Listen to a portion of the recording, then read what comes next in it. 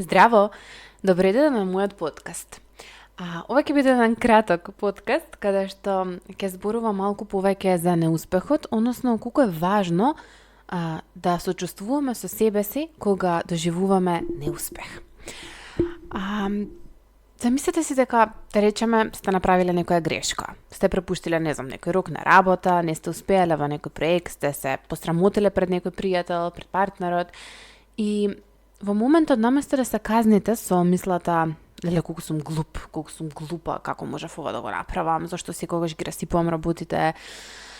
диамант да фатам, камен ке се направи. Што ќе се случи ако се третирате со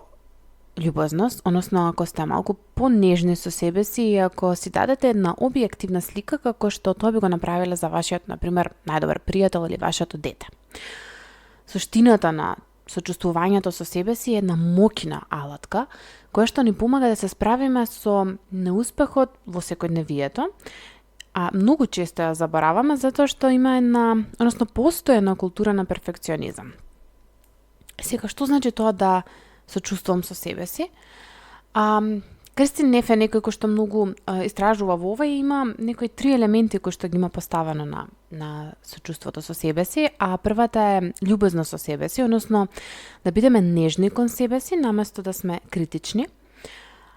односно да не влеземе веднаш во на критикување кон себе си, веднаш нагласување само на негативните работи, туку прво, окей, дај да видам се случи што се случи, нели? Да бидам малку нежна со себе, да разберам зошто ова дојде и како дојдов, нели, до оваа грешка или до овој неуспех. Второто е на човечност, односно взаемна човечност, каде што сваќаме дека неуспесите пред се дел од човечкиот живот и дека не сме сами во тоа, затоа што не постои ниту еден човек на планетава кој што не направил грешка, кој што немал некаков неуспех, кој што нема некое поле кое што не му оди. И третиот аспект е свесност, односно да ги наблюдуваме нашите емоции без да се идентификуваме со нив. И ова е многу клучен чекор, затоа што многу пати ова и најчесто го гледам каде што ние нашите емоции кога ќе ги почувствуваме ретко кога си даваме простор да ги идентификуваме,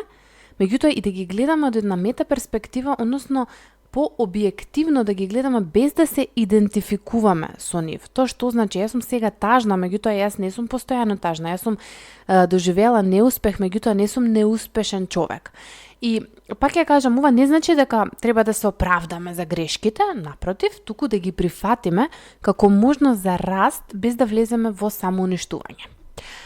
Оваа тема ми е многу значајна да ја споделам, затоа што многу пати го гледам обратното, кога влегуваме во самоуништување, во себе критикување, во чувствување на длабока вина, а каде што има вина, нема простор за одговорност, односно не си даваме доволно моќ да можеме да одговориме, нели, на она што се бара од нас.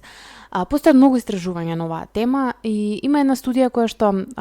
неодамна ја прочитав и мислам дека е правена во 2007 година, ако не се лажам, каде што се правело истражување на студенти и таа студија докажала дека студентите кои што имаат повисоко ниво на сочувство кон себе си, многу подобро се справуваат со академските неуспеси. Значи имале многу помалку страф од неуспех, повисоки цели општо за учење и секако имале поефективни стратегии за справување, како што например да се фокусираат на решението, нели, кое што може да го најдат или да го направат за да се реши самиот проблем наместо на самокритиката. Има и други истражувања кои што покажуваат дека сочувството кон себе си помага и во справување со неуспех, меѓутоа и во одбивање во зголемување на самодовербата, затоа што го намалува оној емотивен удар на почетокот и ја зголемува понатаму мотивацијата за повторно да се обидеме да направиме нешто. И секако сочувството ги зголемува адаптивните верувања на неуспехот. Односно, луѓето го гледаат како нешто што е нормално и како дел од животот, наместо како нешто што треба да се избегнува по оваа цена. И ова мислам дека е многу важно, значи ако ние развиеме добро сочувство со себе си, добра една емпатија самите со себе си, многу подобро значи ќе се адаптираме И многу подобри уверувања ќе имаме за самиот неуспех, што значи дека ние понатаму нема, ако доживееме еден неуспех, веќе да не се обидеме да станеме повторно, да пробаме, да продолжиме напред, туку ќе тргнеме похрабри вториот пат, ќе бидеме повнимателни понатаму, ќе знаеме нели што е оно што треба да го смениме. И ова го споделувам затоа што да, многумина храброста им е многу нормализирана, и има добро сочувство со себе си, имаат сочувство и со другите, емпати се, може да разберат зашто нешто се случува, но исто така многу пати знам да сретнам и емпат кој што не е емпатичен со себе си, а е емпатичен со сите други. И затоа ми е многу важно да ги споделив и овие истражувања, затоа што ова не е нешто кое што некој го измислил, туку навистина се правени доста истражувања на оваа тема, и сите потврдуваат всушност дека тоа сочувството кон себе си не само што ни го намалува стресот и анксиозноста, туку и ја подобрува целокупната наша способност да се опоравиме и да продолжиме напред, што е многу значајно. Особено доколку се наоѓате во некој период кога сте заглавени. Еве на пример, замислете Ана, која што е млада менаџерка во некоја компанија, подготвува презентација за некој многу важен клиент, ама во текот на процесот прави некоја грешка во податоците и состанокот баш отишол на лошо. И сега,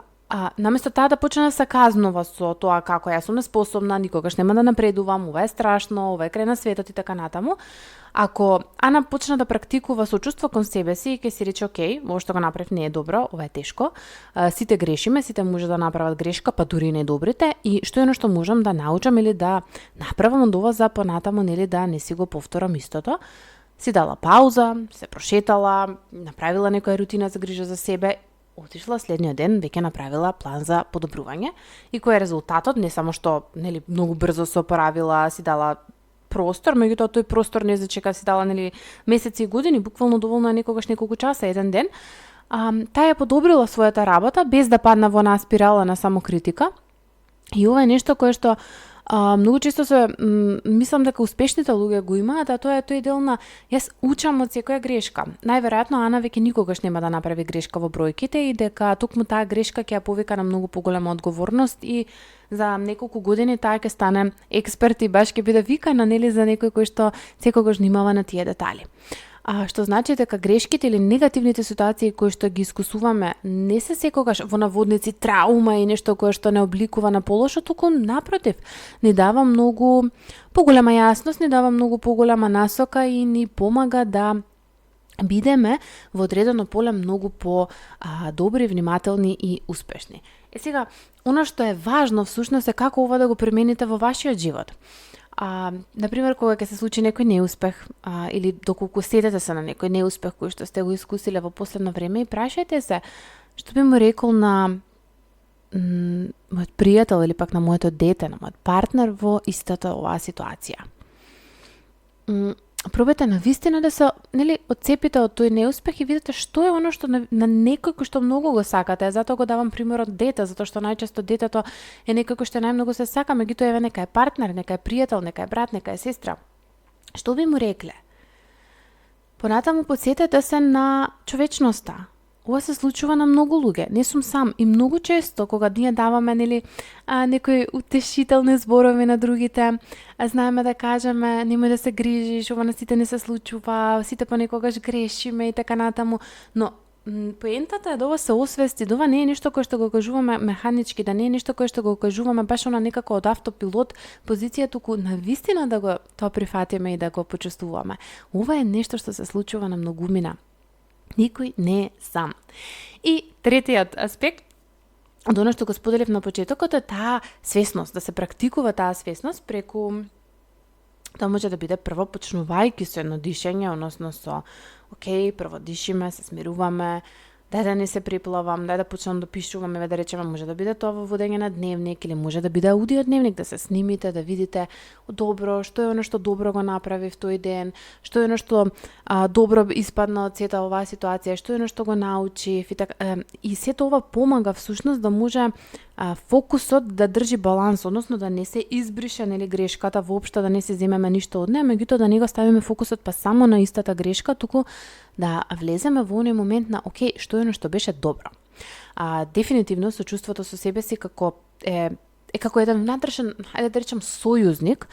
што не штити од ударот на неуспесите и не турка напред. Но не турка напред со притисок и со неперфекционизам, туку баш некако и ни дава и сила, а ни дава и доволно нежност, која што не е слабост, буквално е на супер сила што ни возможува да растеме без притоа да нас крши.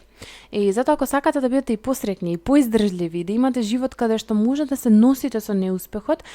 прво, почнете да се третирате себе си со истата љубезност која што сакате или па веќе им ја давате на другите. Тоа е она кое што ќе го промени вашиот свет. И еве можеби за крај би сакала да се запрашате кога последен пат сте се казниле за некој неуспех и што би се случило ако наместо таа казна сте си покажале сочувство кон себе си и како би се чувствувале или што би направиле поинаку. Размислете го ова и пробајте го следниот пат, затоа што верувам дека може многу да ве поддржи. И ова е, пак ќе кажам, тема која што постојано ја слушам, ја гледам, ја доживувам и многу ми е важно да ви ја споделам, бидејќи многу често заглавуваме во тој неуспех, заглавуваме во таа горчина, оче и лутина, наместо да застанеме и да речеме добро, дај да видам што е сето оно кое што го научив од ова, да, сгрешив, значи ја прифаќаме одговорноста за грешката, меѓутоа секогаш го прифаќаме, односно ја преземаме одговорноста дека имаме понатаму можност да се поправиме. Ви благодарам што го слушавте овој подкаст, грижете се за себе и се слушаме во наредната епизода.